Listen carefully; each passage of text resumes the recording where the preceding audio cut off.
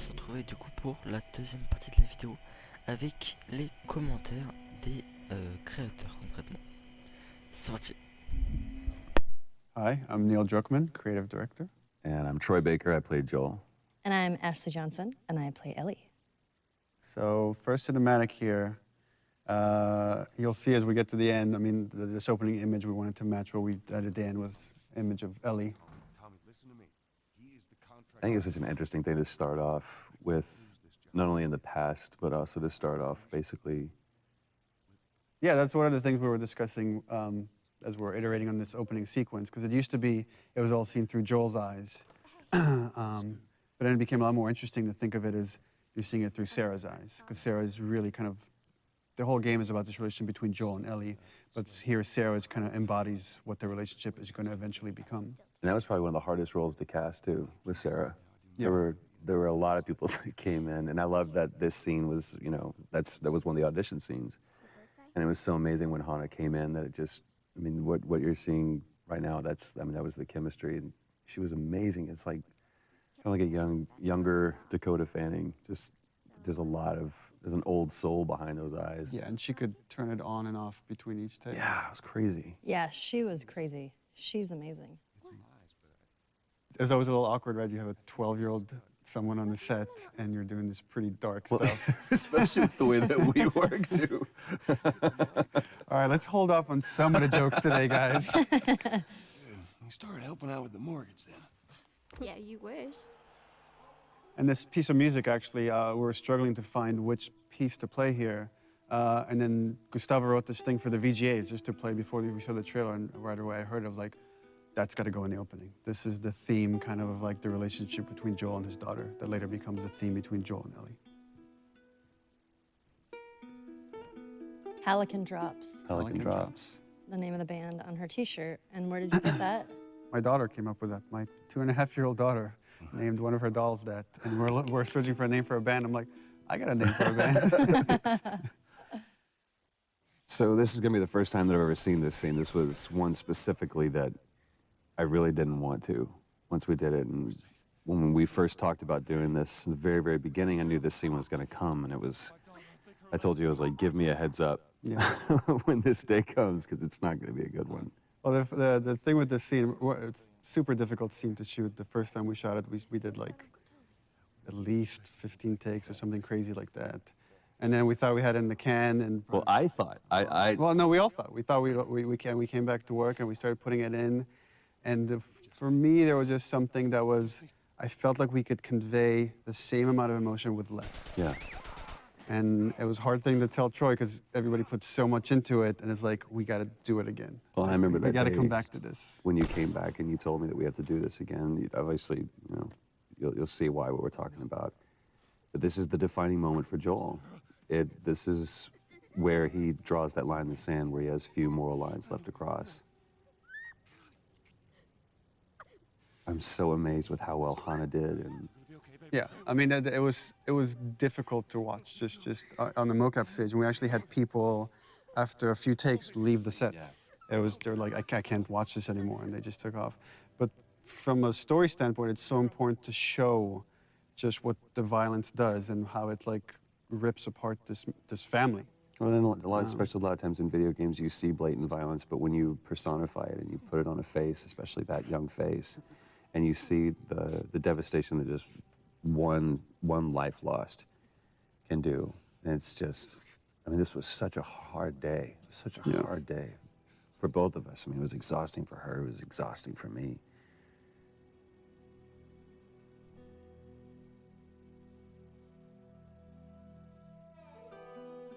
So the opening credits, the thing with the opening, initially we didn't want to do opening credits, didn't even have the idea for this, but the jump felt too sudden to go from Sarah dying to then 20 years later. And making up. We found that when people watch it in succession, they're not paying attention when we start introducing Tess in the world because they're still recovering from Sarah dying. So we're like, okay, well, let's have this opening sequence that can kind of help bridge the gap.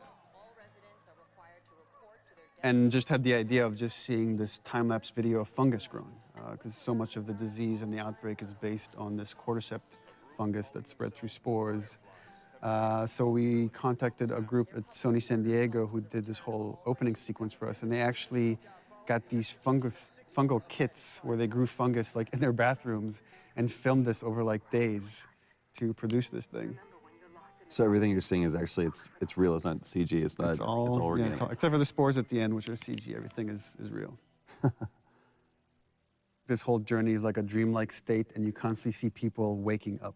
And you see this multiple chime with Joel, and it's as if he's like remembering the past. He's always having these bad dreams throughout the game. That was always something that we had to keep in mind when we did this scene, because we shot this before we shot Sarah dying scene. So it's kind of like we knew that those were going to be in one way or another kind of butted up against each other. But this is such a great thing. Again, this was in the audition thing that we did when we were trying to find Tess. And when Annie walked in, it was just like she walked in as Tess. We saw a lot of different people for that. And this was just such a great, because the relationship you see from going from Sarah and Joel to now Joel and Tess, it's just, I don't know, you see everything, like the house that he was in before was nicer, he looked nicer, and it's not just the years have passed, but those years that have passed haven't been This also kind. gets into something interesting for me as a writer, which is you have a certain notion of characters or how you want the structure to be, and then once it's interpreted through actors like Troy, it changes.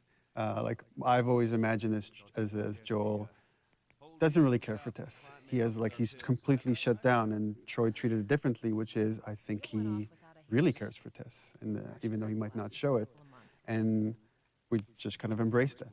And you kind of see that later when Tess gets infected. That wasn't how the scene was originally envisioned, that Joel has such a reaction, but it became a lot more interesting to own that. Well, and also how much this relationship changed over, I mean, time and different writing iterations and just conversations that we had about this. Even, you know, within the last month or so, we've had conversations about this. It's like, what is their relationship? Because we never define it. I think anybody else would have put it on the nose, they're lovers or whatever. There was one note that you gave, it's like, let's, for one specific take, and said, let's just assume that there was a fight last night over what, we don't know. This is that moment afterwards. So it was like this awkward tension between the two of us. But there's no like loving embrace. There's no kiss that Joel and Tess have. It's just such an interesting relationship. And the challenge was to try to, how much can we convey just through nonverbal interaction? Right. Our first torture scene. And it's with the lovely Robin Atkin Downs, which I was just joking and saying that it's not a Naughty Dog game if Robin isn't getting the shit kicked out of him. He's been in every game since Uncharted 1. And we just put him through the ringer on this one. Poor guy. It was important to show just how far Joel has come, from the father you see in the opening sequence to here is a man that is willing to torture someone to just get what is essentially interesting. money in this world. Right, but it's interesting because he's not, he's like that brutal enforcer. It's kind of like that scene in LA Confidential where he's Russell Crowe. She's running the show. She's the dominating one, and I'm just brought in to be the muscle. She's the brains of the operation. Yeah, clearly. Stop! Quit your squirming. That's all Robin's expressions too. It's so great. They did such a great job with the facial. Yeah, it's important to note also, all the facial is hand animated. We don't use any facial mocap. We find that we get better results with our animators. And it almost becomes one-to-one. Yeah. It's just genius. Here it is. Wait for it. Give me a week. You know, I might have done that if you hadn't tried to fucking kill me. Vote of hesitation. It's gonna cost you. I can't. We re-edited that. We used to show the break, and actually it was less brutal than when we didn't show it. When you didn't show it? Yeah, when it's left to your imagination, it's a lot worse. Yeah, but just you can see the way that his arm's positioned. But yeah, you're right. This is so revealing, not only about the relationship, but about, again, who Joel has become. To go from a father who just cares about, you know, keeping his nose down and keeping the job and playing by the rules, to being a guy who could just literally break some guy's arm over guns. It's just crazy. Come on. Yeah, fuck those fireflies. Just go get them. She loved doing that scene too, and he loved that. She tried not to smile every time. And I love it's just business as usual. It's back to it. It's like, all right, so now what? And we're about to meet the very talented Merle Dandridge. Ah, Merle. Now, here's something interesting about this. Again, going back to the audition, that process. We saw a bunch of different girls, even girls that we had originally seen for Tess, we brought back to see. And they're all really Marlene. good. They're fantastic. And then Merle came in and just And There I was wasn't, no question. and I wasn't there for that. And Ashley can chime in on Or this. no. Ashley was part of the audition for Merle. When she came in, it was hands down. Yeah. It's like, that's Marlene, come on. It's funny that all three of us knew like right away that, yeah, she needs to play Marlene. But you said we ended up setting up a special thing just for her. Yeah. Because you're like, you've got to see her. I want you to Yeah, see her. we had callbacks, and she was busy. She couldn't make it. And we had a special day of callbacks just to bring her in because we felt really confident that she could do it. 'Cause I felt like she was the only one who didn't play it all either super tough. Or street, yeah. Yeah, she kind of had Yeah, the she perfect really straddled that combination. line. It was so great. But we did that first scene in the audition, literally first take, first scene. And she exits. It's at the very end of the game, and she turns around, she exits, and I turned around, look at Neil. I was like, I just mouthed, "Are you kidding me?" It's like, and it I was mouthed, done. "I told you so." Yeah, she did such a great job. This is another kind of thing that I think is interesting that's happening in video games, where we see two really strong women characters, female characters that aren't being over-sexualized. They're just strong women. Here we go. Ellie's introduction. Yep. And this stuff is all shot out of sequence. So it's I don't know, maybe you guys can talk about the process of how you get into that state. I'm trying to remember that. I just really like the fact that the first time you see Ellie, you see her knife first. Right. I just think that's You see that kind she's of a awesome. fighter. Yeah. I forgot that was the first time that you saw Ellie. That was the first scene. That just from the get-go, she's fighting. Yeah, but it's not just she's fighting because she really cares for Marlene. That's kind of Yeah. the crux of this, is that you see these two characters really care for one another. And I love in such a short time you see between Marlene and Ellie, there's this connection that's so Right. important because that has to carry through to the end of the game when Marlene shows up again. Well, even like just the positioning of the two people. I mean, it's Joel and Tess versus Ellie and Marlene.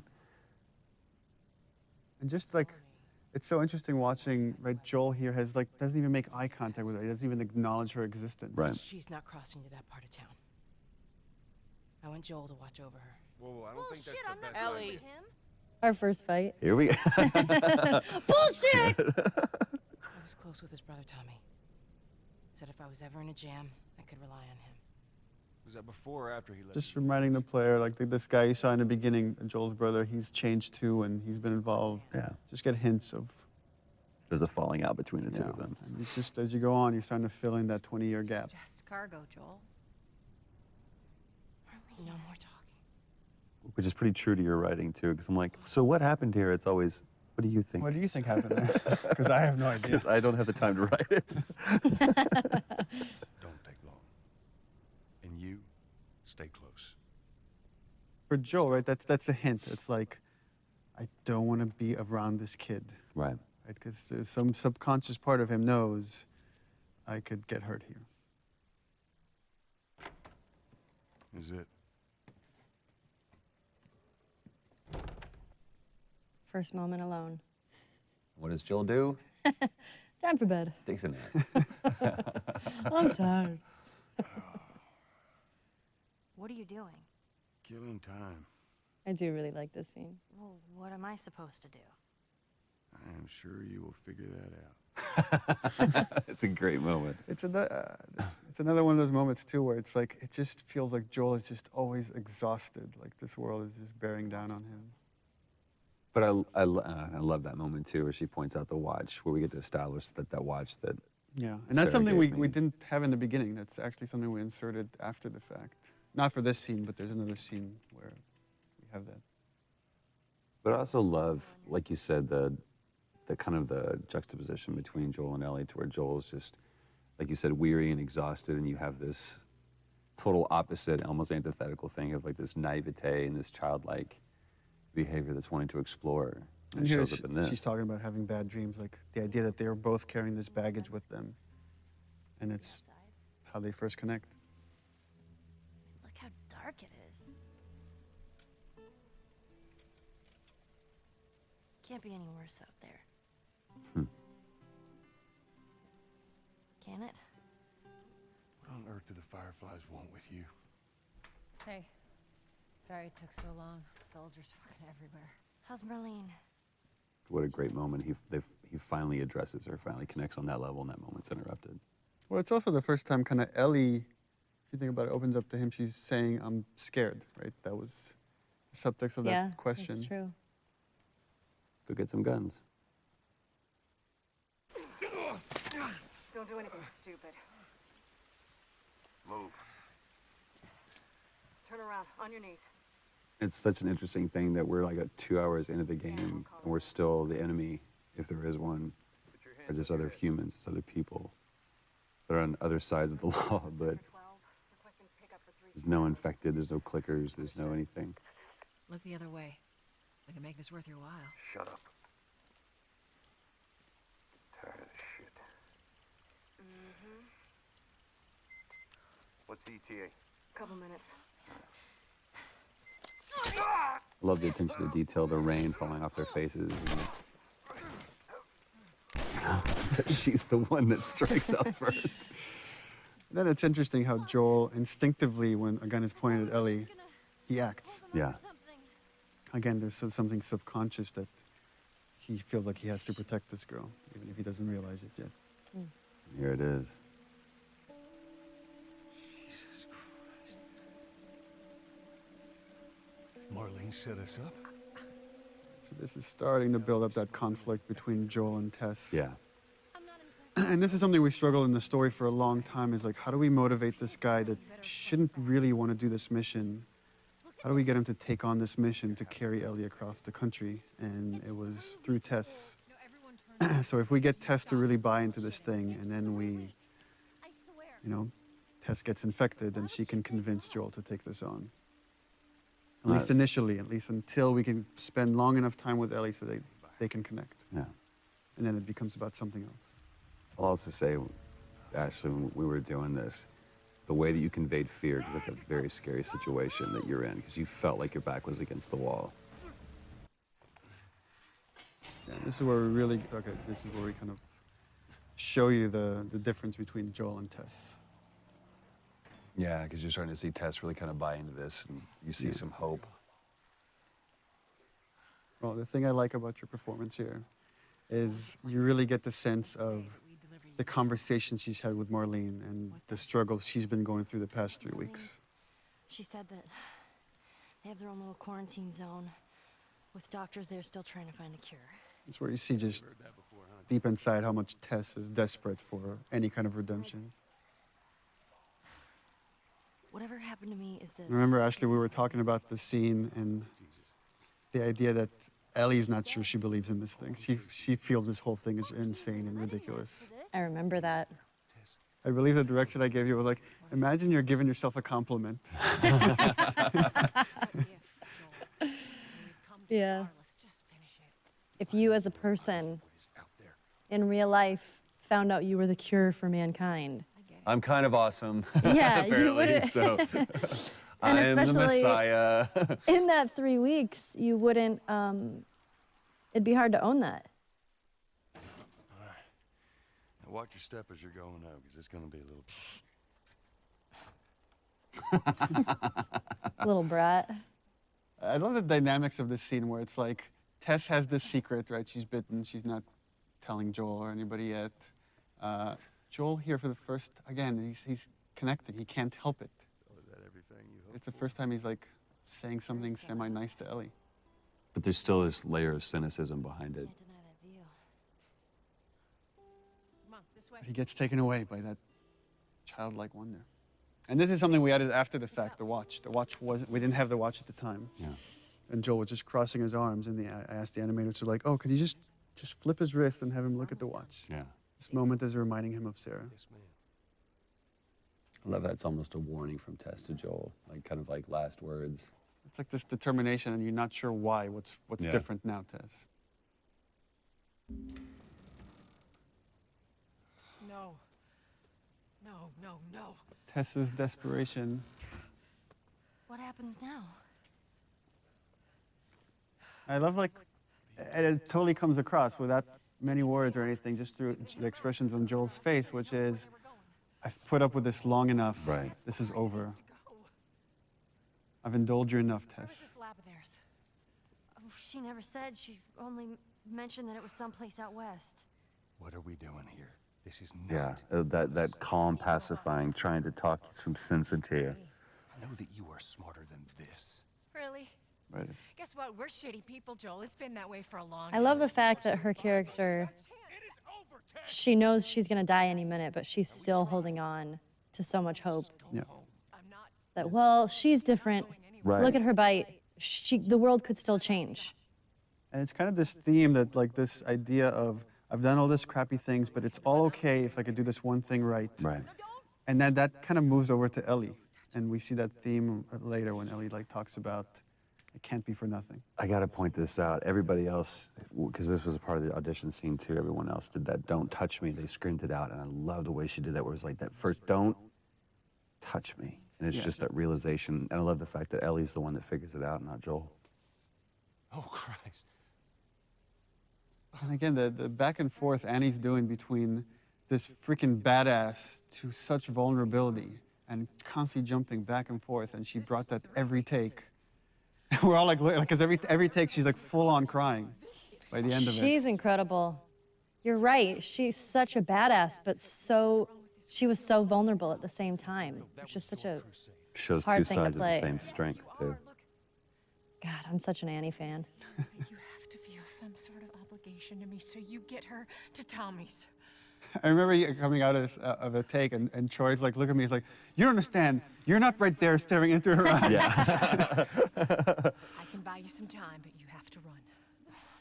You want us to just leave you here? Yes. There's no way that. This moment where, like, Joel's like in denial. It's like, there's something I could do. They're not even understanding, like, she's gone. She's already gone. There's nothing you could do right now. And also, she is just laser-eyed on Joel doing that, even though she's talking to Ellie. No, just go. Tess has to snap him out of it. It's like, you know that you have to do it. Ellie. And I believe this is the first time Joel refers to Ellie by her name. I don't think anywhere else in the game he does that. Beforehand. And again, it was important to stay. We stay with Tess, just showing. Here's her emotions finally coming through when Joel is gone. I like how I don't remember if we talked about this, but Ellie has just this, clearly a problem with authority, where somebody's telling her what to do. Yeah, for sure. I think that also, I have a problem with authority. So that came out a little bit in Ellie. Tess. I don't even know what. Here's how this thing's gonna play out. You don't bring up Tess. Yeah, that's so. Joel knows what he needs to do to survive, which is just let go. He needs to let go fast of these things, or they will kill you. Don't tell anybody about your condition. That's great. I love that he refers to that as her Condition. He can barely acknowledge. We're still trying like, to search for the term for it. You being the whole cure for humanity thing. Good. I love that he says good, but the subtext is clearly like, all right, good enough. Yeah. That's all I'm gonna get out of this kid. Good chance he could get us a car. Okay. Let's get a move on.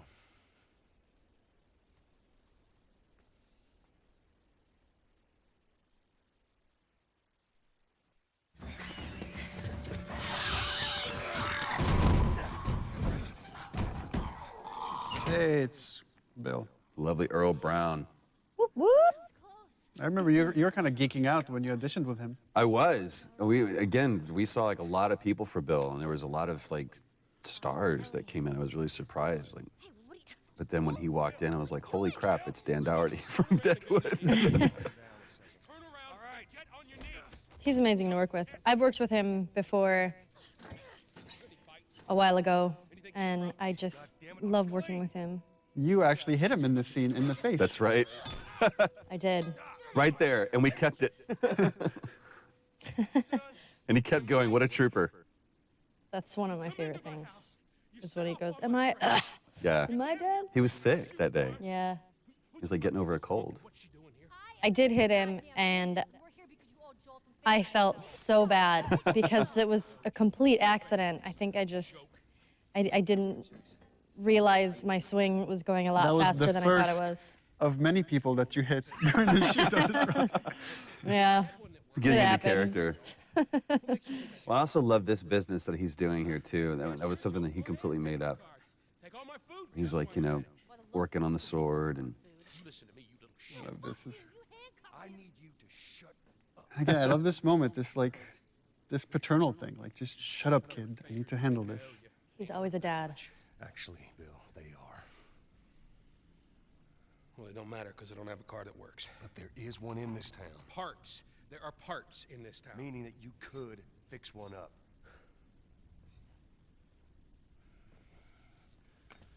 All right. It gives in. And I love just taking that time. Take that pause. All right, it's on the other side of town. Now you help me go gather it, and maybe I can put something together that runs. But after this, I owe you nothing. That's fine. A couple days from now, we'll probably be dead anyway. And it's like opening handcuffs, but again, I see it as this almost tender moment between Joel and Ellie. Stay right on my ass. Can't miss it. Another great Ellie line. Smart ass. Remember the rehearsal for all these scenes? So we would shoot these things in chunks. So we'd bring like Earl in and Ashley and Troy and just shoot we're going to shoot the whole Bill sequence. And talking to Bill, and he's about to talk about a partner that he's had. We've talked, there was a question I brought up, is like, what kind of partner is this? And Earl asked, is Bill gay? And I said, well, he could be. I mean, it's really up to you. Well, no, you gave the standard response of, what do you think? Because I really want him to own it. I thought he was when I wrote the part, but I really wanted the actor to own it, and he did. I mean, he made that decision to make him a gay character. And again, it's not something we ever explicitly say, except for the magazine that Ellie steals. Right. But again, instead of making that a point in something, it's just a cute little piece of exposition. Well, and from a narrative structural standpoint, what Bill is there to show is, here's what happens when you survive on your own in this world. It's like you're alone and miserable and a little bit crazy, and it's what could happen to Joel if he keeps going down this path of just doing whatever he takes to survive. And also, Bill is there to kind of give Joel the warning, is like, you go down this world, you care for people, you will get hurt. Hey! What'd I say to you when we walked down the steps? And that's where Ellie has stolen a bunch of Bill's stuff. I love that flips him off. God damn it. You keep babysitting long enough and eventually... I love that line of fixing the stupid pile. Because I feel like that's something a kid would say when you're trying to cover, when you're it's Right. nothing specific. I was just stealing all your stuff. Fix the pencils over here. Oh, this is the one where we abused Troy. I was like, you have to fly face first into the ground. And he's like, but I should roll. No, fly face first into the ground. Yeah. It was like, well, if I roll this way, then actually, they're like, it looks too ninja. We can't do it. So I literally just had to eat shit time after time again. It's like seeing stars. It was great. Please tell me you're done! Yeah, you guys are acting against nothing. There's nothing there. And something we always had to remember was bring the tension back.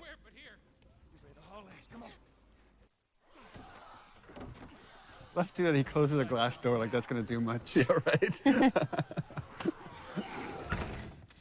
So that worked out well. Oh, the thing I love here is that, well, that Bill constantly brings up Tess, not knowing that Right. Tess is dead because Joel doesn't want to talk about it. Right. But here it gets to Joel.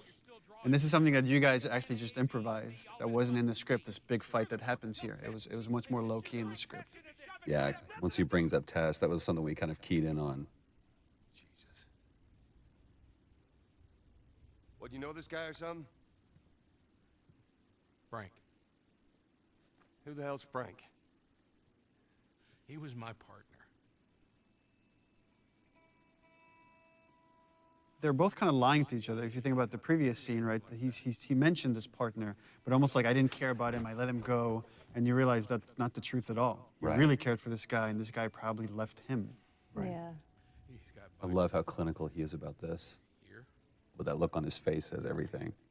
Well, that turn too that Earl did with, he realizes Joel's looking at him and he's being vulnerable right now and he puts the mask back on. Yeah. And I remember like seeing that moment from Earl, I was like, yeah, we cast the right guy.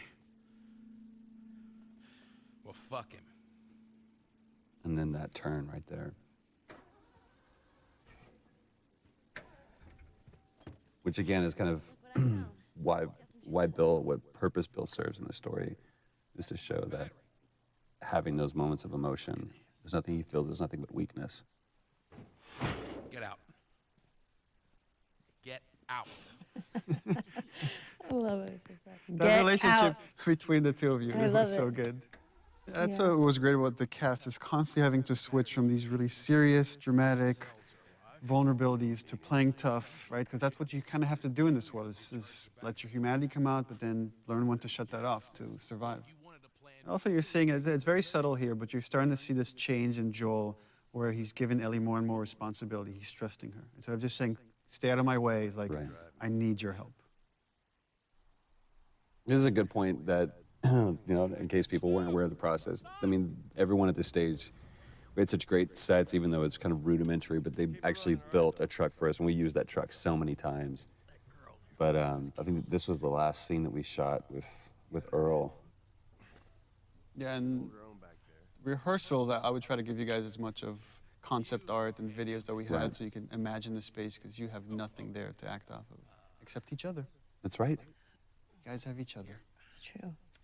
And I love this exchange between Bill and Joel too, because you know it's Joel trying to kind of apologize for an awkward situation and trying to show some sensitivity to him, and Bill just completely glosses over it. The thing with Joel that I kind of admire, like, he can't come up with the right words. He can never come up with the right words. I was like, it's like a half sentence. He's like, so, yeah. And Bill kind of finishes that for him, but it's which really helps my writing. This theme comes in here because to show Joel's now alone with Ellie, but the relationship has changed. This is starting to become that theme we heard in the beginning with Sarah. Now we're getting into the first scene we ever shot, and this is your guys' edition right here. Yeah. Yeah, this was the first audition scene when I came in, when I read for you guys, along with another scene that I don't know if it's in the game or it probably changed a little bit. It's like the scene with the Walkman. Yeah, the scene with the Walkman. There's a scene, there was the scene kind of like it, but it's pretty different. Back at Bill's. I mean, all this stuff was just lying there. What else did you get? Well, and I especially love this because especially at this point we had no idea who Bill really was.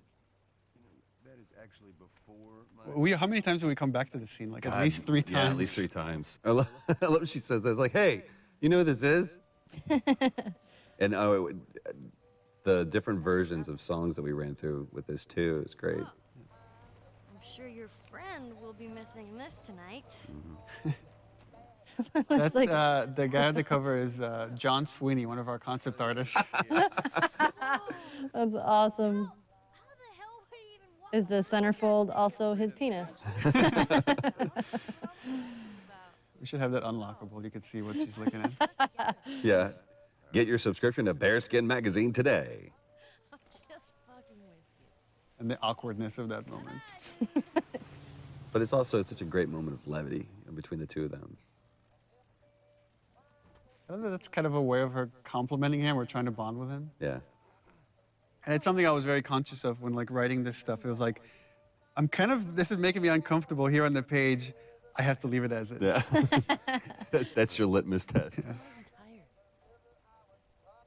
I love that. I'm not even tired. Cut to, passed out. This is the first scene, because it was part of that reveal trailer. It's the first scene that I ever saw put together fully, and I was just absolutely blown away how good it looked. It was the first time I'd actually seen, you know, real flesh and bone put on Joel and Ellie. And the yawn we added after the fact. I remember that. Because we were like, oh, she doesn't have a yawn. She should have a yawn when she wakes up. And then you were yawning on the set, and we're all yawning because it's contagious. I know, just watching that, I just yawned. I tried to be quiet about it. I love that this moment of silence and kind of peacefulness is broken up by this. So just, Joel knows this trick. He knows it because he's done this before. Right. Poor John Bentley. And I love, again, how that music is playing not as a score, but coming from the car. It's just great. I believe that was Ruben that we hit and Yeah, had that him was fly, Ruben. fly off the truck like that.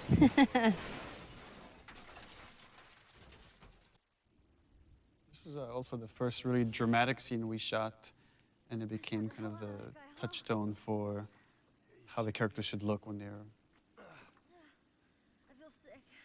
really pushed.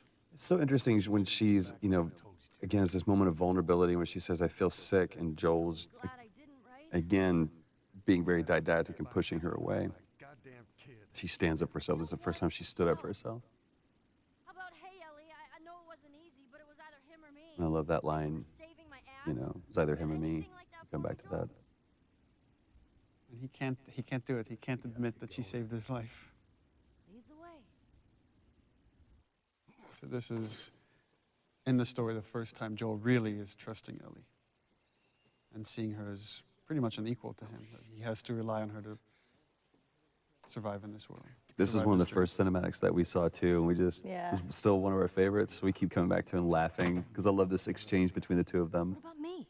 You stay here. This is so stupid. We'd have more of a fucking chance if you let me help. I am. You seem to know your way around a gun. You reckon you can handle that? Well, I sort of shot a rifle before. He's like, shit, rats, that's it? Fuck. I love that line. Oh, shit, here's what we gotta work with.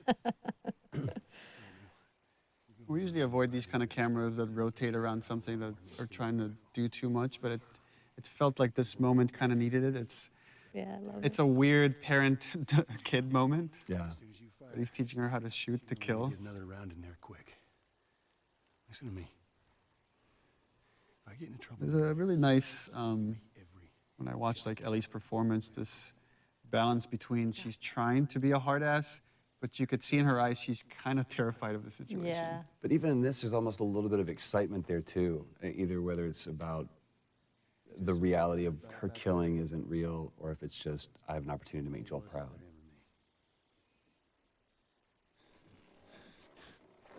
Opening up, opening up. You're welcome. Such an interesting look on your face here, because it's almost like I did good, but then you feel horrified by it. So interesting. It's like, even though Ellie's used to killing, used to seeing this stuff in this world, it was still important to show this is having an effect on her. Right. And you're going to see that kind of carry throughout the game. Well, it also kind of carries over into this moment as well too, because I realized what I just put her through. I love the way that, you know, we took that away from her. It's like almost gingerly. It's like, give me that. It's like, you can't really compliment it because... Right. You did just what good. you Yeah, have- there's no pat on the back. But then I turn around and I give her this, and it's like you said, there's a sadness to it. Yeah, it's sad that in this world, these are the things that you have to bond over. Like, here's your gun. And that's the reward. Yeah. But that knot of understanding is great. Brandon and Najee. There you go. Yep. Brandon, I think, had the hardest audition of anyone. Yeah, no kidding. Because I literally almost took off his head. Not in this scene, not punching him. That fortunately was done by Ruben Langdon, who can punch way better than I can. Leave him alone. And Najee, too, when he came in red for Sam, that had that... It's all right. They're not the bad guys. Lower the... Just this kid that's kind of terrified to live in this world. Yeah. Man, you hit hard. Yeah, well, I was trying to kill you. And these two characters are really showing, they're kind of a mirror of Joel and Ellie's relationship. If you haven't noticed, they don't keep kids. And it's another warning for Joel, like this whole arc for Henry and Sam of what's going to happen if you stick with this girl. You're going to go through what these two characters are going to eventually end up. I do like that Sam is a character that seems genuinely scared, because a lot of the other characters can tend to be a little bit more badassy. Right. And he's young and he's scared. And I love that. To me, he also comes across very sullen. Like Yeah. there's like just a little glimmer of hope and joy, but it's almost like anytime there is a moment of that, then Henry kind of takes that away from him. It also gives Ellie an opportunity to play a mentor of sorts for him. Yeah. Be safer if we chat there. All right, take us there. Welcome to my office. One thing that I think made Brandon such a great choice for this, and the right choice for this, is this scene about how much he owned it and the pride that he had in showing off this wonderful camp that they had made for themselves, and kind of like trying to impress Joel, and Joel just come, you know, very nonplussed about the whole thing. He's like, oh, good for you. You've done this. And relax. We're safe. Well, the interesting thing, I mean, the way I read it is like Joel is impressed, but he's not. He's trying not to show it. He's trying to still test this kid. But there's a lot of he sees himself in Henry. Yeah. Very, very much so. This is, I remember we going back and forth about this because. Oh yeah, because layout changed. Because initially they were going to go through the camp at night, and then we had to change the layout, so we had to go in and re-record these lines. Well, and there's something on the reverse that it doesn't really matter, but when we shot this, the entire time that he was laying out this plan, I was just looking at him. Because I was like, I really care about your plan, kid. I care more about you. It's kind of like poker. You don't play the cards, you play the man.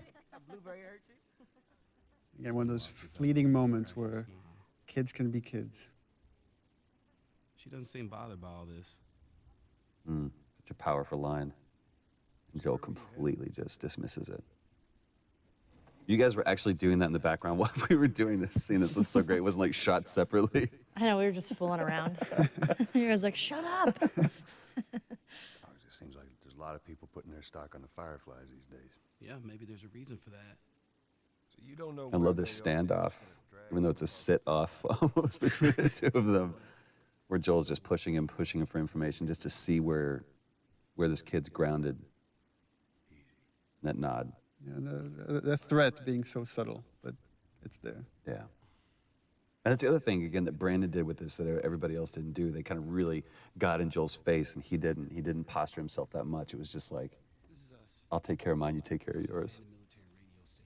And also that he doesn't correct him about your daughter. Joel doesn't correct him. He's not, she's not my daughter. You and your girl, you want to join us. It goes down tonight. I guess we best rest up then. And I guess that's the most Joel's going to give him. Yeah. That's all Henry needs. Joel sleeping again. These were my favorite scenes where I just got to sleep. No,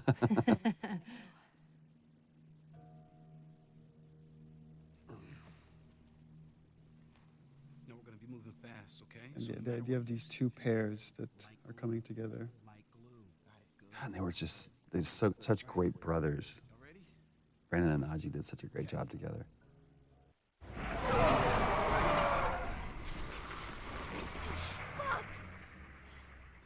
How many bullets do you have left? I just remember it was funny because jumping off of this bridge, there's just a rope, a line of tape, and then you have to like jump off of it. Because we were both stepping over it at first. They're like, no, this is like 50 feet down. I was like, oh, so we got to do a whole thing. It looks ridiculous what we're doing. It's like, ah, with our arms above our head. I know. And this part where you're in the water, we had you on a cart. That's right. And they were we like just pushed you around. across mocap stage. It was actually pretty violent being on that. It was. It was pretty scary.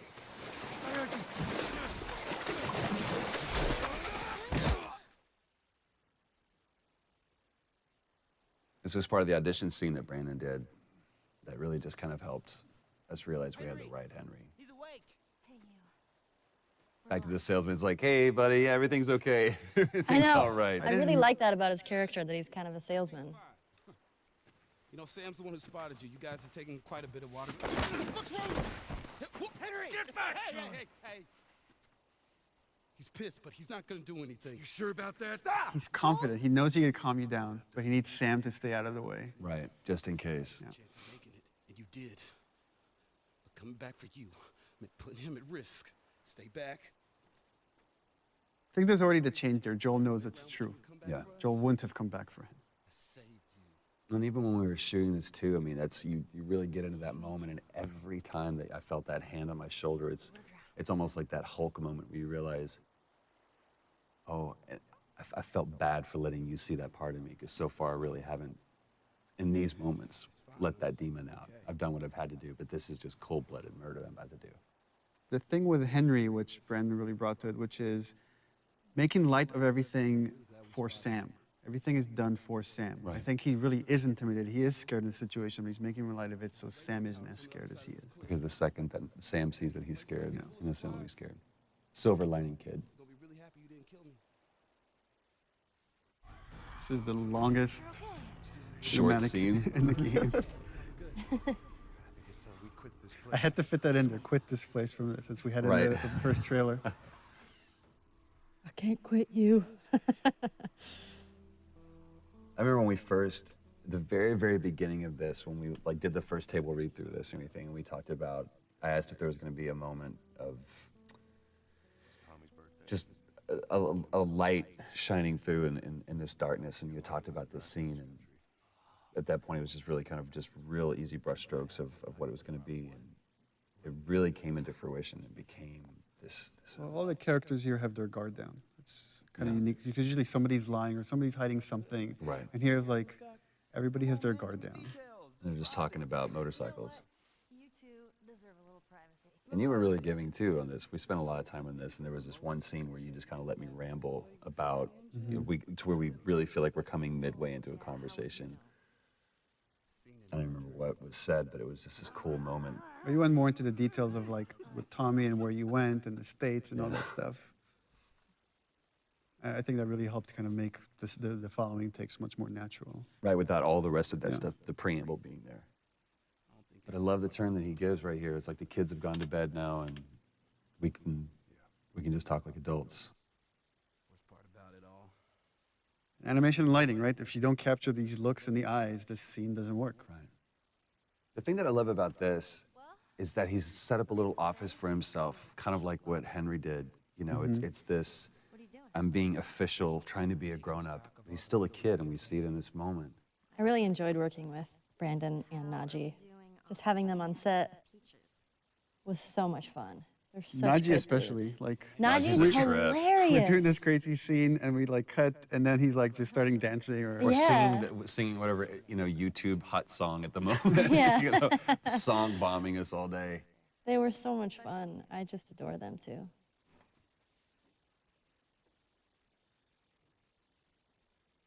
Is everything all right? You got an opportunity to put so much of you into Ellie. That's just because I can't write, so I just listen to Ashley talk, and then like, oh, that's a good line. Have a good night. That's giving me way too much credit. How is it that you're never scared? It's like Who says that I'm not? putting up the defense, making joke of it, as Ellie does. Yeah. And then seeing when she needs to, because that's the only way she's going to cheer him up. She's going to open up to him. And also, she kind of throws out that bone, like, you know, scorpions are pretty creepy. That's not what I want to talk about. Being by myself. Which again, all this stuff she's saying here plays into what happens later when she finds out Joel's trying to give her up, giving her away to Tommy. Yeah. Those things out there. What if the And it's people kind of the who same thing we're seeing with Tess, What if they're trapped to in where the she dark and was, control their body? again, she knows what's going on, he knows what's going on, but it's looking externally for some kind of either comfort or hope or answer or something. We're a team now. And then they just always come up empty. Second. I guess one thing I'm just thinking about now, which is all the stuff Sam is going through because he's bitten, is probably the stuff Ellie went through when she was first bitten, because she thought she was going to turn. And it just happens that she was immune. But so that's what she kind of, Do you think that's true? all these realizations she's had. I go back and forth. I mean, I'd like to believe it. That's a powerful thing for essentially. It's kind of kid to sad because say. that's not what Sam wants to hear. He Right. wants to hear that it's all going to be all right. Right. But she doesn't realize that's what. No, death is terrible. It's a horrible, painful process, and you're all alone. You know. I almost forgot. There. If he doesn't know about it, he can't take it away. All right. This did make me sad because, I'll see you tomorrow. you know, he spent that whole night alone. Mm-hmm. Like, Oh, you yeah. know, Henry didn't go back in there. I let him sleep in, just like. Yeah, let him sleep in. Oh. And that was the last conversation he had. And that always made me so sad after I read that, because I was like, oh. Yeah, I didn't even think about that. And what would have happened if Henry had gone in there? I mean, the fact that Henry wasn't there, I mean, plays into, you know, the culmination of this scene where he's just racked with guilt. I mean, one thing we're very conscious of when putting the story together is we would have these really kind of dramatic moments that change the characters significantly, and then we would cut to some more time in the future. Yeah. And so you don't get to see right afterwards what happened to it, and then you get hints of how this affected the relationship, which is what you get into the next gameplay sequence. And this whole thing is, it's a huge change in Joel here, because now he sees, this is what's going to happen to me. The same thing that's happening to Henry right now is what would happen to me if I'm going to keep going and let Ellie get hurt. Yeah. And it's like, he's going to, after this moment, he makes the choice, like, I need to give her to Tommy. Oh my God. I have no idea what that would do to a person to actually see that, to have to do that. Yeah, I remember talking with Brandon about this when he's saying it's all your fault. He's not talking to Joel, he's talking to himself. Yeah. Yeah, the thing that's cool with this piece, Gustavo's music, is that you're carrying that weight. You're carrying the weight of that emotion of everything just happened onto the next scene, which even though they might not be thinking about Henry and Sam right this moment, but it's just that feeling is lingering going forward.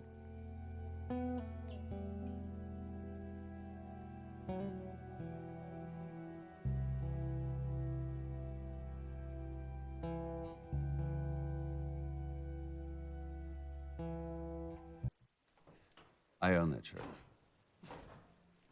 I'm pretty I sure still think we own should it. sell off our mocap suits for charity. Unwashed.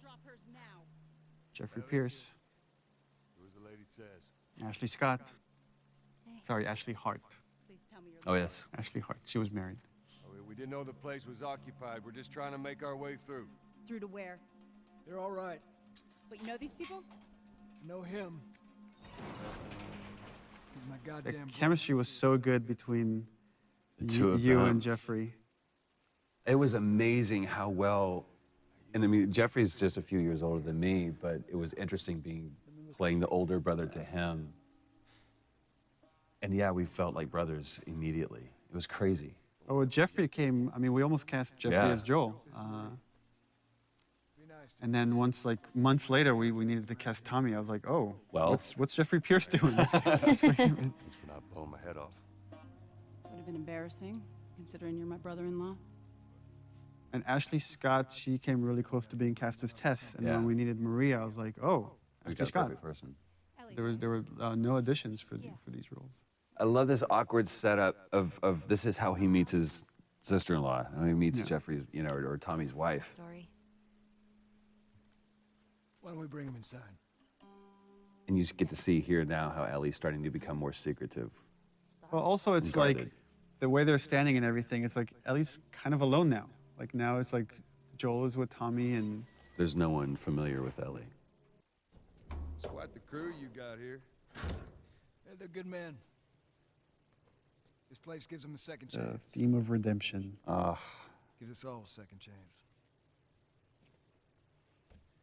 So why'd you leave Boston? We went through this so many times, I've been on quite the adventure. and each one of them I thought was great in its own little version. It was just kind of like trying to pick the right one. But this is where you get to see. Well, Joel's putting up a front here. I mean, he's trying to. He's pitching his little yeah. brother. And it's so interesting to see them slip, how they're two different men, but they instantly go back into those roles that they were before. And just by the behavior here, you get hints of what happened in those 20 years. Right. How dark things went. Like they're playing nice. Right, they were happy to see each other, but now it's like, It's oh, right right, underneath the you surface. haven't changed. And that's, I mean, that's so true to life. Like, especially with brothers, you go back to that. I push these buttons and you do this. This isn't for me, Tommy. This is for your damn cause. My cause is my family. And I loved, I mean, what Jeffrey was doing posture-wise, putting Joel on the offensive. And now he's just like insulting everybody here and insulting his wife. Tommy, I need this. Again, just Joel just expects. I tell my little brother to do something, he needs to do it. Right. Which is totally based on my brother. This is how you gonna repay me, huh? Repay you? For all those goddamn years I took care of us. Took care? That's what you call it? I got nothing but nightmares from those years. You survived because of me. It wasn't worth it. Tommy here, Tommy and Maria show that even in this world is horrible, you could find peace in it. Right.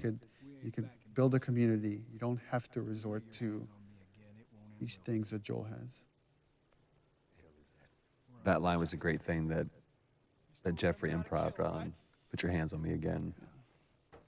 It's a good Southern phrase. You okay?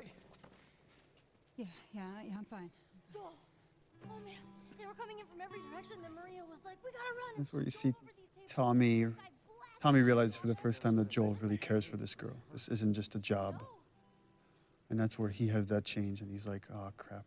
I need to talk to you. This is why he's asking me to do this. Absolutely not. You tell him to go find somebody else. And again, it's just such a real moment between a married couple. It's like What's that all about? honor and you know, doing something for selfishness and everything else. That doesn't play in this world anymore. Those are archaic ideals. Tell you where the lab is? I don't want you to go out there because you're going to get killed, and we don't owe him anything. Because I'm sure all she knows is the 20-year-old Joel, 20-year-old version of Joel. Why would you risk your life for that guy? You hate him, essentially. One fuck up and then I turn into one of those widows, okay? And for Ellie, it was important to show that she could just read Joel. She has this bullshit detector that, just by the way he's answering her questions, she understands exactly what he asked Tommy to do. Maria. Here we go. Love this moment. Here we go. If anything at all happens to him, it's on you. The posture and everything. He knows he's in the wrong. He knows he can't ask Tommy to do this. Yeah. She's thankful, you know. Yeah, I know. I'll take that girl of yours to the Fireflies. You don't have to worry about it. He really cares for you. There's so much more behind it, though, than that, than just care. It's Tommy showing that he's the bigger man, that he's the better man. He's allowing his brother to be shallow and Well, selfish. he's allowed. I mean, I think he knows what his brother's been through. And he knows why he can't go through that again. Which way? Come on. This is probably my favorite scene. What a long day this was. Boys, movies, deciding which. I honestly think this is one of the best scenes that you wrote, Neil. It's bizarre. Get up. Because it says so much about this world, and especially Ellie, where she's at, and realizing how different and how much of a chasm there is between this world and that. I agree. Goddamn stupid. Well, I guess we're both disappointed with each other then. What do you want? I think I really like about this scene is that they're both kind of, I guess, being selfish in a way, and yet it's coming from a place because they really care about each other. Like, they don't understand that they both have been through horrible things, and they each think what they've been through has been worse. I love that she calls him out on that. What are you so afraid of? How many close calls have we had? Well, we seem to be doing all right so far. And now you'll be doing even better with Tommy. Not her, you know. What? And it's like the stakes are high, and it's like, okay, well, then I'm going to drop this bomb. I'm not her. Mighty thin ice here. It's like, how many years has it probably been for Joel since he even, like, Don't bring thought up about that it, name. mentioned it? You have no idea what loss is. I think Joel's thought of that name every day, but I don't think he's heard it said. Has either died or That shove that you gave that was nowhere in the script. fucking except for you. I think that came out of frustration, definitely, because when we had come back and we couldn't find it, and I wasn't necessarily frustrated with you, I was frustrated with us in the scene, and I was like, oh, fuck. It's so cold of Joel to do this, and I've had people on the team ask me to remove this part, that he's being too cold, and I'm like, no, it's like, because she's being so vulnerable and he's having these feelings, he's trying to shut it down. That's why he's being so cold. It was so important for me to keep that in there. When he says, "You're not my daughter," it's almost an insult. And it's kind of the opposite of what he's feeling.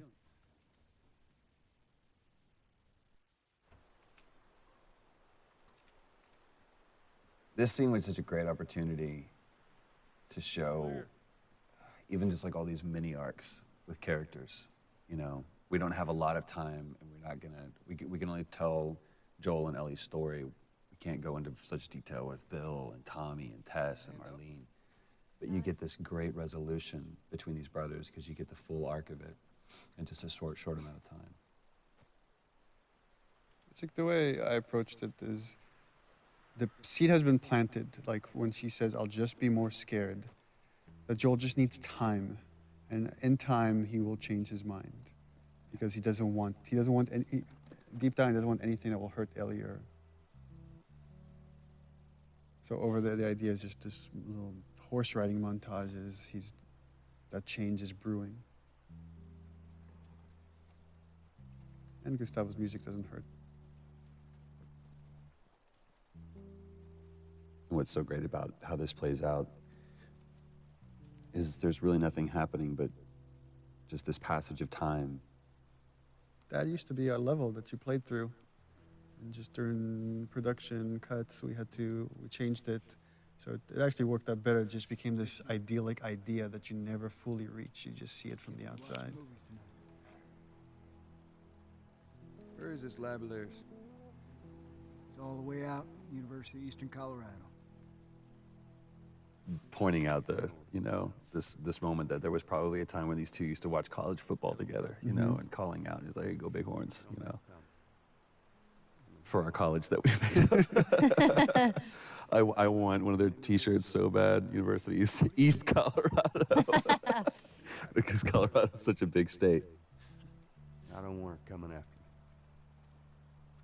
Sorry for stealing your horse. Look, come back to town. Let's discuss it at least.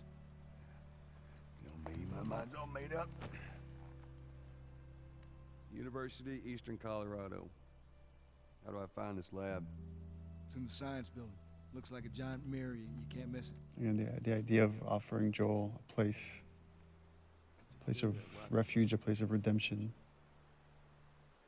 Well, and originally we had some, you know, I think there was a line that I threw in there, something that was like maybe someday or something. It was just too on the nose. And we ended up saying we don't need that. Yeah. It just needs to be a. The look is enough. Well, and the offer to me is enough. Mm-hmm.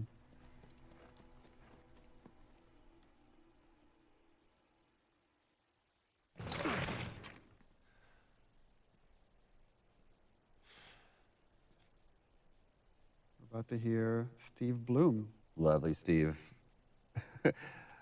Silk-throated Steve Bloom. Looking for the fireflies. They've all left. Yeah, no shit. I'm dead. Or I will be soon. Got me What a macabre scene, though. I love that Ellie's just kind of thumbing through things. She's pretty frustrated with not having found the fireflies, not knowing where to go. Man, I love Steve Bloom's voice. He makes me want to clear my throat. Trying to save the world. It's mean. Good luck with that. Do you know where that is? I know the city. Is it far? Again, this is where we really start kind of getting the sense of how Joel and Ellie are just chasing their tail. There's, you know, chasing a phantom. Oh.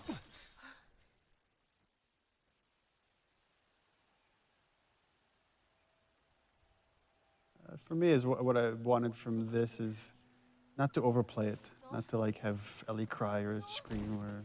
Shit. Joel, here. There's probably a lot of panic that happened between this moment and the next. Well, and What a great line too. You got to tell me what to do. When almost the entire game she said, "Don't tell me what to do." And here is where we've been lying to everybody when we've been saying you don't play as Ellie. That's right. Yeah. Asked point blank. Do you play as Ellie? No. I know. In this moment, a lot of this project and the story has been constructed around this moment, which is where the roles flip, where now it's Ellie that has to protect Joel and essentially bring him back to life. Bye-bye, Bunny. It's a pretty cool reveal too. The pan up. And there's Ellie as the hunter. What we wanted here is also is like, you don't know exactly what happened to Joel, what's the state, how much time has passed. Poor buddy. But the way that she's doing that, you can see that she's been doing this for a while. You'll just startle it.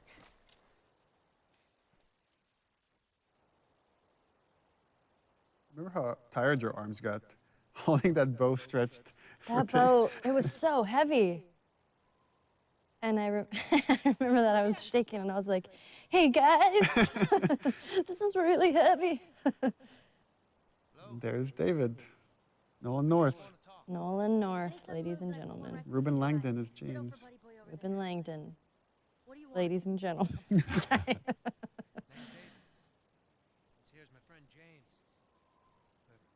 Remember, like, I showed Nolan a part of the game early on, and he's like, oh, you gotta get me a part somewhere in there. I'm like, okay, I got something for you. I got a role for you. But I will say this, because I mean, I was on set just for a brief part of this, but that's when I mean, I've always been a fan of Nolan's work, but that's when I was truly awed by him at how he crafted this character. He took what you had and just really brought it to life. Yeah, I told him the most important part is don't play a bad guy. Yeah. This guy's charismatic. We have to believe that people will follow this guy. And that Ellie could trust him. Yeah. Buddy boy can go get it. He comes back with what I need. The deer is all yours.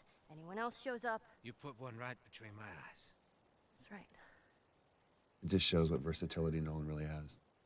Yeah, that voice, I mean... It's so comforting. It is very comforting, but it's interesting now that I'm hearing it, knowing what we went through. I get, it's a little unsettling now, hearing it. 'Cause I'm like, ugh. Back up. It's a weird gameplay thing, but we went through a version where, like, okay, she can only carry one long gun at a time, so we have to put the bow on the ground. They're like, no, it's going to be 2 guns. Okay, well, let's put the bow back on her backpack. No, it's she can carry 2. And we removed the scope. They used to have a scope on it. We're like, oh, we don't want Ellie to have the scope. Bring him with us. I remember being so relieved in this scene when we switched the gun out and I got to put the bow down. I was like, ah. I love how David complies too. How he just kind of like submits to a little girl. Well, the thing is like, he knows the stories, he knows what happened in the university, and he's trying to figure this kid out. This whole sequence, he's sizing her up. How early or how late on in the script did you write David? I mean, it was written not that long before we shot it. Because remember you it started out mentioned, from like, a pretty cannibal small, king. yeah, it was referred as the Cannibal King. We just knew that Ellie was going to run into the worst of mankind and she would persevere and come out on the other side. But then once like Nolan came in and started like putting David together, it was like it became a lot more interesting to make him this really charismatic guy that is just infatuated with Ellie.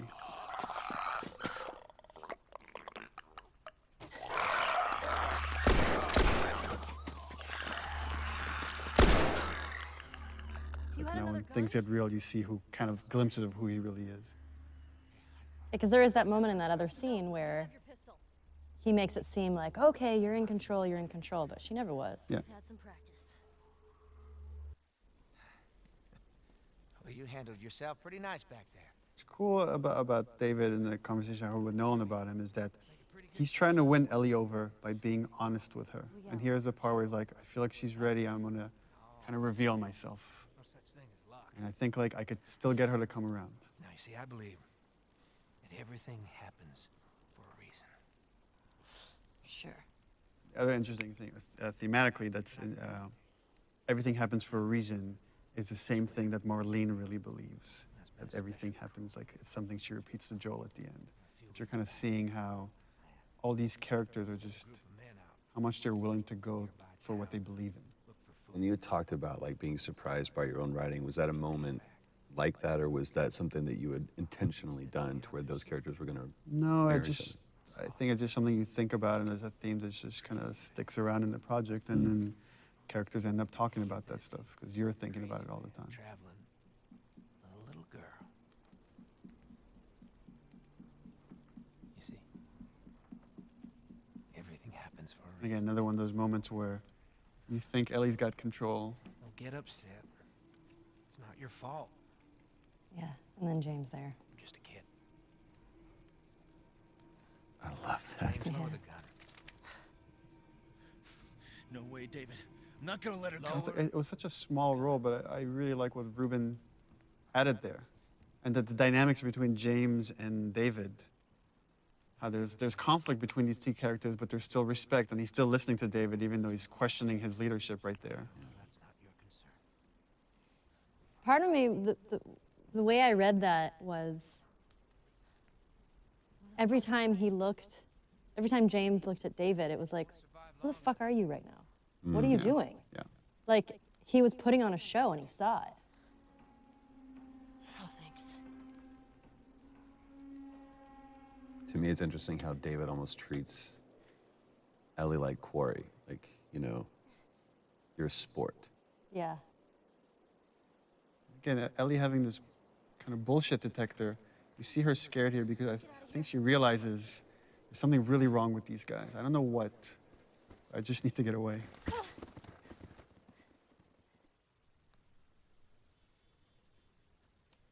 It's interesting from watching this, though, I would completely believe David. I'd follow the guy. It's crazy. It's because you're a cannibal. This little moment, this breath before going to see what's downstairs.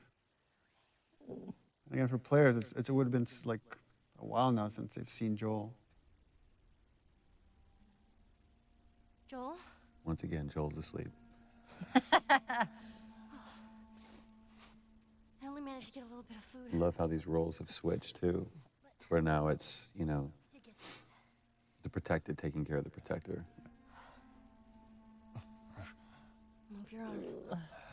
It used to be open, and then we're like, yeah, we should probably stitch that up. It was also on the other side. We had to come back and reshoot it, too. Oh, continuity. Actually, this one, I remember we shot this one again because this is going Naughty Dog method. Everybody can like say the 2 cents. Amy Puckett, one of our coordinators, said, where's Ellie's backpack? And we shot it without thinking about Ellie's backpack. And it was like, oh, we should bring it back in and use it as a pillow. It's like such a cool little touch. You're gonna make it. Yeah, those shivering things was pretty cool. Yeah. The towel thing, right? Let's see, you did that. Well, yeah. I mean, obviously he animated it, but a great moment of them falling asleep next to each other too. Again, her watching over him.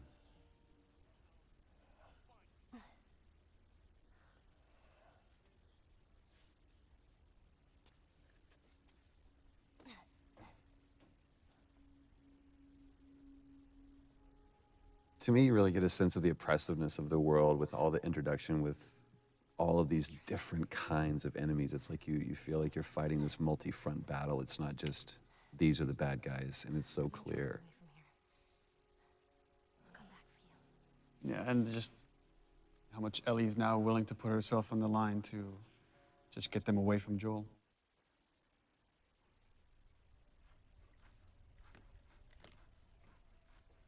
Wakey, wakey. It's interesting how much audio has made all of this way creepier. We were watching it without audio. It's like the Foley of what he's cutting up and back and stuff there. Ugh. Time to eat. And that's the first time you actually see what it is, that you've heard them refer to it. No, actually, this is the first time you just see it, and it's again, I really wanted to downplay the whole cannibalism thing. It's just something they have to do. Super. He comes to bring her a tray of food. This was so cool to watch when you guys were doing the scene. It's just like this battle of the wills where he's just trying to like get in her head and she will not let him. She won't give in. Yeah, this was one of my favorite scenes to shoot because Some human helping on the side?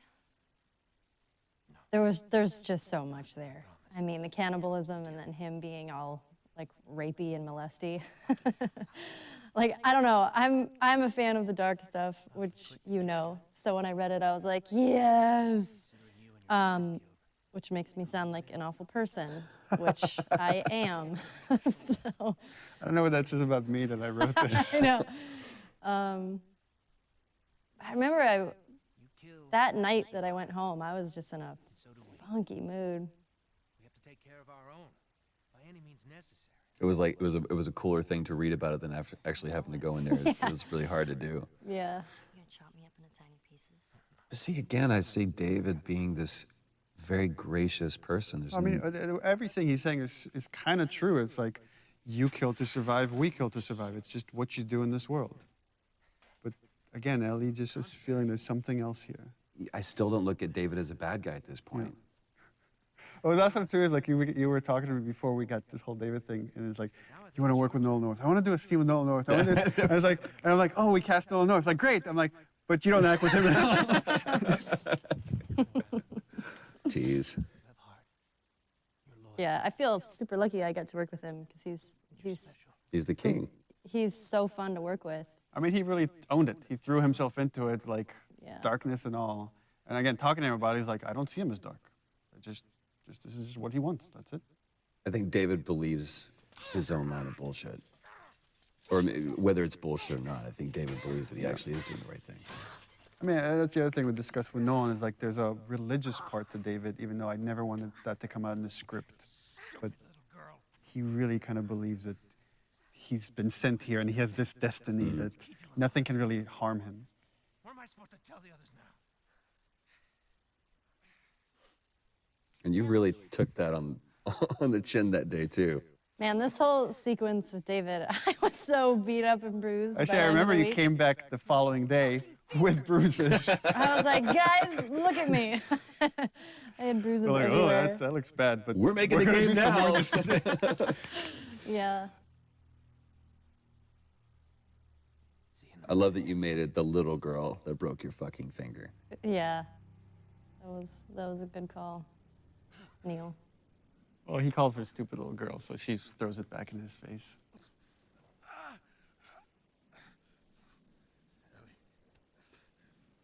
I also like that she gives him her name under her conditions, which is, I'm going to give it to you, but I'm going to insult you. Right. I also like the fact that Ellie is still so strong that even though she's in that cage, she's still kind of in control. Yeah. But it's a much stronger, that's a different strength than you'd shown anywhere else in the game before. It's like that winter was a really, really hard winter for you. Here's another funny scene. Well, and you're wrong. I did get to actually act with Nolan in this. Nolan was a trooper and let me torture him.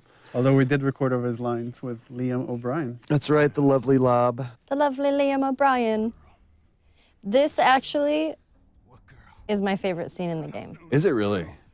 And it, after I saw you guys shoot it, and then when I saw the animation and everything, I was like, I just love the scene. What is it about it you love so much? I love that Joel is just quietly violent. And that you pop off the guy's This is his kneecap. job, right? This is what he's good at. Yeah. Well, and it's also for me, when we talked about this, it's like Joel going back to this, like, all right, you want this guy? I'll be this guy. We've spent almost the entire game for him to stay away from being that guy, but in this, and it's like, I still know it's like how we're to going fuck you back up. to the moment in the beginning we saw him with Robert and Tess. Yeah. This is what he does. This is what he's done in this world. Yeah, it's a no-brainer. He's good at it. Chokes him out and breaks his neck right there. All for the benefit of that guy. And it's like, if there's any like notion that someone has hurt Ellie, then I'm gonna make every single one of you guys pay. That's all right. I believe it. No, wait! And actually, this is the scene where I think he got beat up the most. Yeah. Where you did? Yo, yeah. Yeah. I had bruises over my whole entire body. It was ridiculous. Yeah, this wasn't stunts. This was you. Yeah. I warned you. The thing that I love about this scene is how much Ellie's using her brains and her physicality, like everything to like get out of this situation. Right there. Roll up my sleeve. Look at it! I'll play along.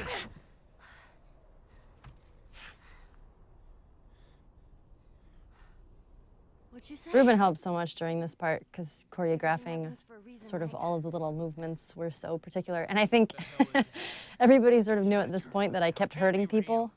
So Ruben was like, you have to give her the foam knife because she will hit me.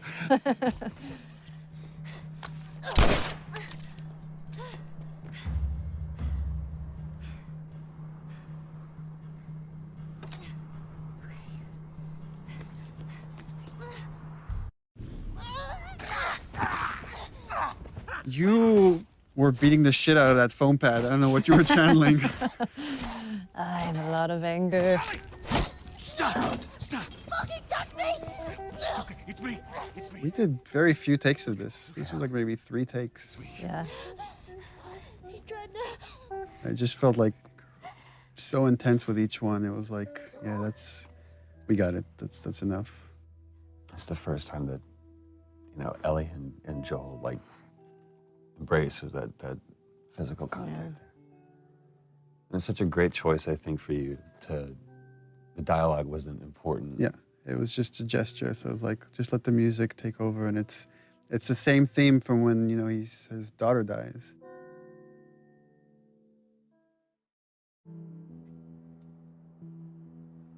This was the scene where you got the most emotional. You almost cried in this scene. Oh, that's right.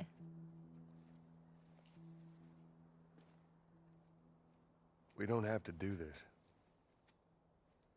You know that, right? First time Joel questions the whole idea of this mission. But in a different way, though. Before it was, why am I wasting my time doing this? And now I'm saying, maybe that's not what we need. Maybe that's not the answer. Maybe it's not worth it. Well, yeah, it's not worth it. But I love that this comes off of what you said was one of your favorite moments, which was the giraffe sequence. That fleeting moment where Ellie gets to be a kid one last time after the whole David sequence. And how you even played that visually with, you just kind of catch the very last end of the giraffes moving there. So here we go.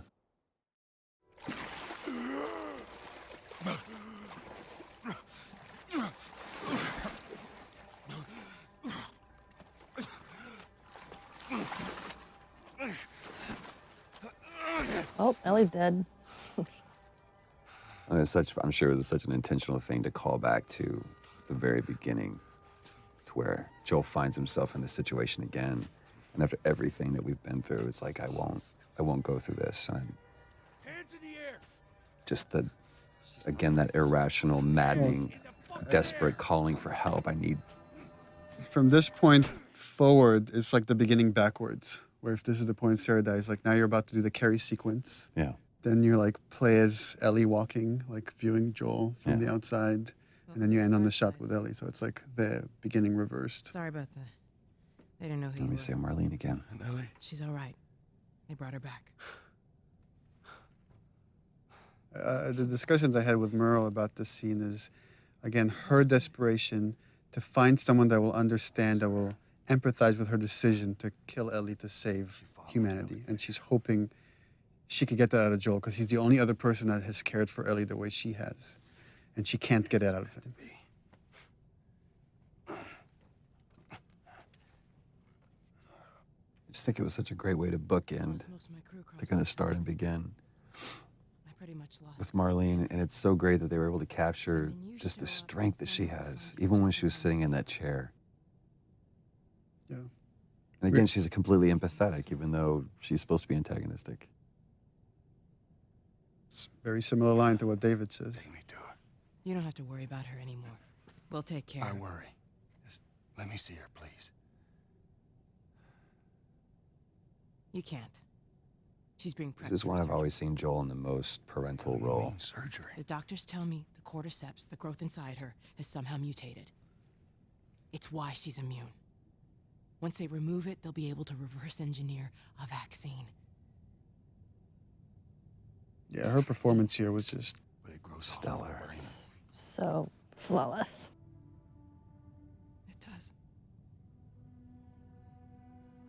I remember talking with the music guys that were putting a lot of Gustavo's music in, and the first few passes were, there was this dark music that was playing here once Marlene reveals that Ellie's gonna die. And I was like, we can't play Marlene as bad because she's not bad. She's not. I mean, she's trying to save everybody.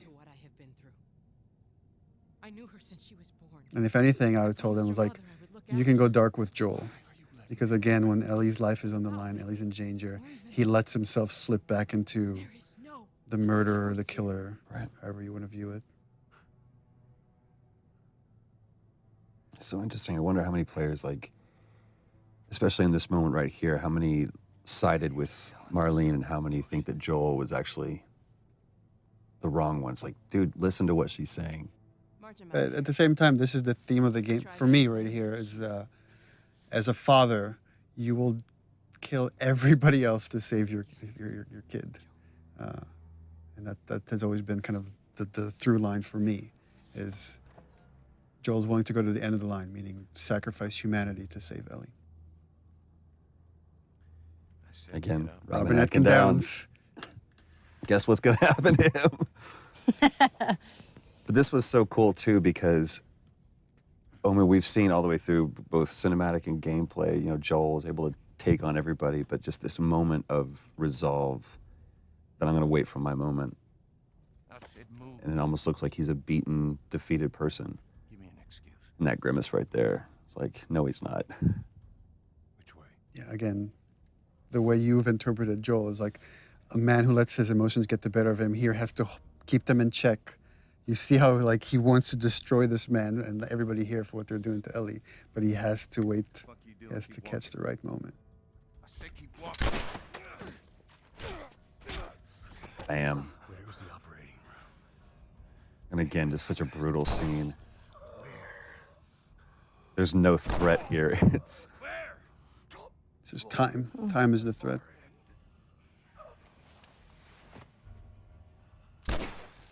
Now I'll let you die.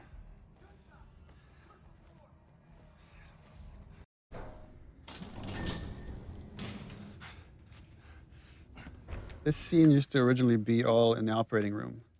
And Joel wasn't carrying Ellie. He killed Marlene and the doctors in the operating room. And then Peter Field, designer, just kept bugging me. He's like, I feel like we have to play this part. It's, you know, you have to carry Ellie out yourself. You can't just be like hinted at. And we ended up switching the whole structure of this thing. He was right. It was like, it worked way better. That was another one of those moments where we're like, we're done, we've got it. No, we don't. as a cinematic, it was. I thought it was perfect. But as a bigger part of the game, it was weaker than letting you play through some of it. She won't feel anything.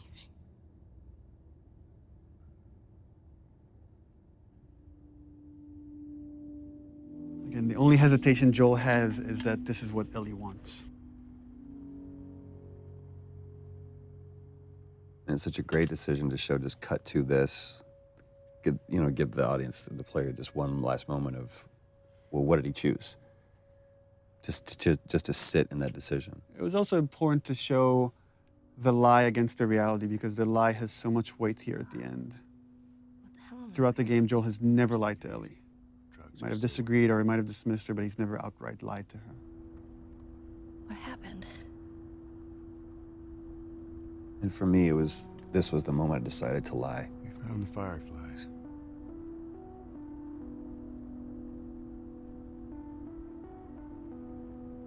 Turns out there's a whole lot more like you, Ellie. People that To me, it hurt to say these things. ain't done a damn bit of good neither. because once Ellie started believing that I actually had something, that I was someone, you're basically telling Ellie, you're not special, you're not important, and everything you've done was for nothing. I'm taking us home. Yeah, in the first few versions of the scenes, there's like Ellie had all these questions like, what happened? Why?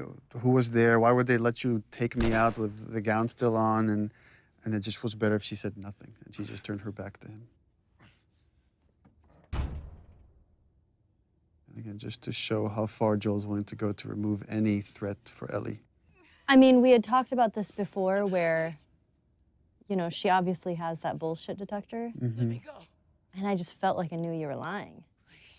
You know, I feel like Ellie knows you're lying.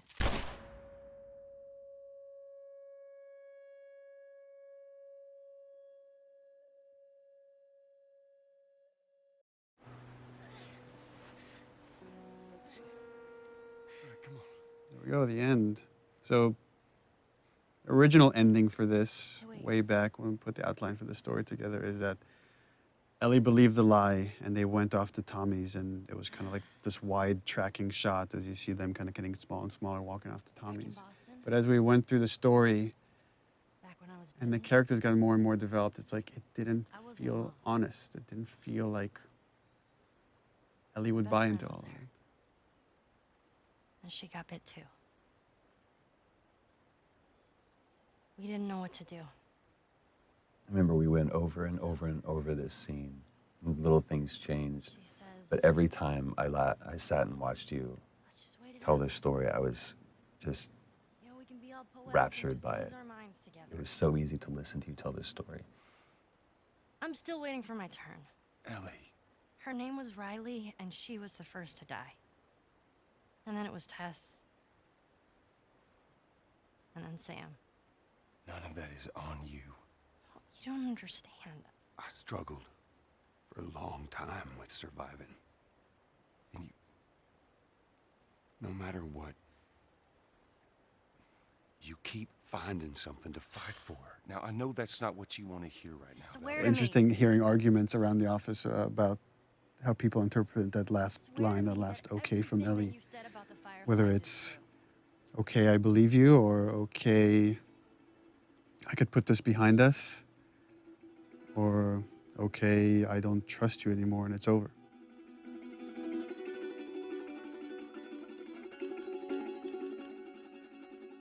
Okay. Merci d'avoir regardé cette deuxième partie. Du coup, n'hésitez pas à liker, partager, vous abonner, commenter. Et puis moi je dis sur ce, allez, peace les gens.